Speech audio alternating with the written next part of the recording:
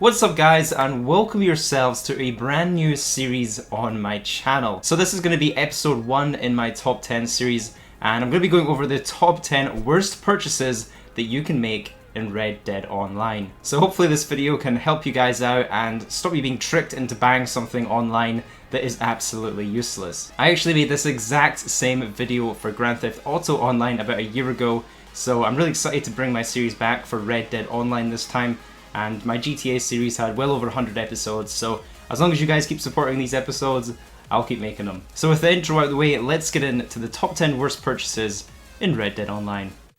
Up first at the number 10 spot is the Lockbreaker that costs $95 from the fence. Now if you don't know what a Lockbreaker is, it's basically used to stealthily open locks, as you would expect. Now the Lockbreaker was actually quite a useful purchase in Red Dead Redemption 2's single player, as you could use it to open the locks on the stagecoaches and do it stealthily. However, in online they basically have no real practical use, since you can still actually open locks by opening them with shooting them. And especially with the price tag of $95, that's almost 4 times the price the Lockbreaker was in single player, and for it to have almost no practical use in online makes this just a purchase I would not recommend. Now I didn't actually know this until I started researching for this video, but according to Penumbra 6, there is actually one small use for this, and that's a door in the back of the Van Horn Saloon that you can open with the Lockbreaker, and that can be done in the mission Highly Illegal, Highly Immoral. And apparently there's also a room in Fort Wallace that you can open with it. However, it just really doesn't justify the huge cost of $95. You definitely won't be making your money back with this purchase. Up next at the number 9 spot is the Rare Shotgun at a whopping $258. The Rare Shotgun is essentially a more expensive double-barreled shotgun, except with lower stats. What's even worse is if you were to buy the Rare Shotgun, you also can't even upgrade it at all, so you can't even improve those stats. And also, don't be fooled by the rare in the name. This weapon isn't even rare, since anybody can just go into any gunsmith and buying it, making the Rare Shotgun completely redundant. Also, despite the Rare Shotgun being an exact replica of the double-barreled shotgun, it also does not count for the double-barreled kills challenge in Red Dead Online. So yeah, save yourself $258 on this one, and just buy the normal double-barreled shotgun for only $95. Up next is the Jawbone knife that costs $105 from the fence. Now this knife was first added as a timed exclusive for PlayStation 4 players, and I believe they were able to pick it up for free for a little while. However, that promotion has since ended and it's now available on Xbox One and PlayStation 4 with a huge price tag of the $105. Now the thing is, with such a high price tag, the knife is pretty useless. It never stays as your default knife, so you're always going to be switching back from your normal knife. And even when you skin an animal, it'll automatically force you to use your default knife, so you basically won't even get to show off the fact that you've paid $105 for this knife. So for that reason, the Jawbone knife is a completely useless purchase. Up next are poison arrows, and these cost $435 to get the pamphlet to learn how to make them. Now poison arrows were actually kind of useful for silently taking down large and massive game animals and keeping that 3-star pelt. However, Rockstar has actually nerfed poison arrows, meaning every time you fire a poison arrow into an animal or a person, you don't get back your poison arrow. So before you could use your poisoned arrows and take down a large game animal and then collect your arrow back and allow you to continue hunting those large and massive game animals. However, it's made it into only a single use item. And although that does sound a little bit more realistic, because I guess if you were going to put poison in an arrow and use it on an animal, it would kind of make sense for the poison to be consumed by that animal. But it just makes this pamphlet no longer really worth the huge cost that it has. And to mean you have to craft a poison arrow every time you want to use one, you need to find an arrow, a feather, an Orlando Surge herb, and those can be pretty tricky to find in itself, and it just makes a whole lot of hassle for making poison arrows and making them not really worth your time. At the number 6 spot is the Hangman ability card, and this is probably one of the worst ability cards that you can purchase in Red Dead Online. If you were to buy this ability card, it would set you back $50 or $900 if you were to fully upgrade it to tier 3. What the Hangman card does is it lets your lasso basically choke out your enemies, dealing damage for every second that you have them in a lasso. But the disappointing thing about this card is that even when you're using it, it doesn't actually change the animation of the lasso to go around their neck, so you're basically getting the same animation you did before, and the damage that you're going to be dealing to someone is so small, you're barely going to notice. And I mean, if you want to kill someone in Red Dead Online, you would just shoot them with your gun. It's always the best option to shoot someone, so there's just no real practical use for this ability card. Next up, we've got canned food, and these vary in price depending on which one you get, but the most expensive one I believe is the kidney beans at $1.50 per tin, and also the can of baked beans are quite expensive at $1.20 per tin, and these beans will only moderately affect your cores.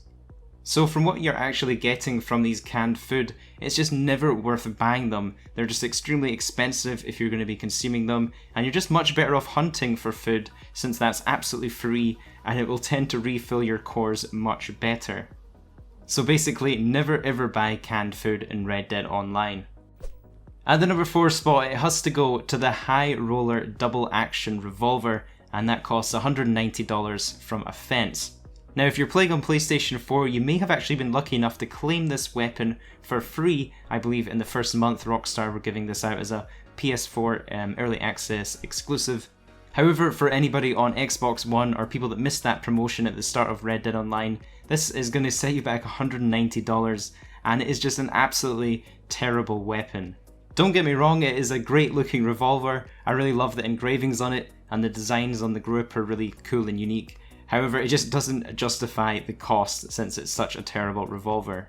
My next top 10 will most likely be the top 10 best weapons to own in Red Dead Online, so if you do want to know the best pistols that you can own in the game, be sure to look out for that video. So if you haven't already, hit that subscribe button and turn on notifications so you don't miss out. At the number 3 spot is the Litchfield Repeater, and this one costs $348 from the Gunsmith.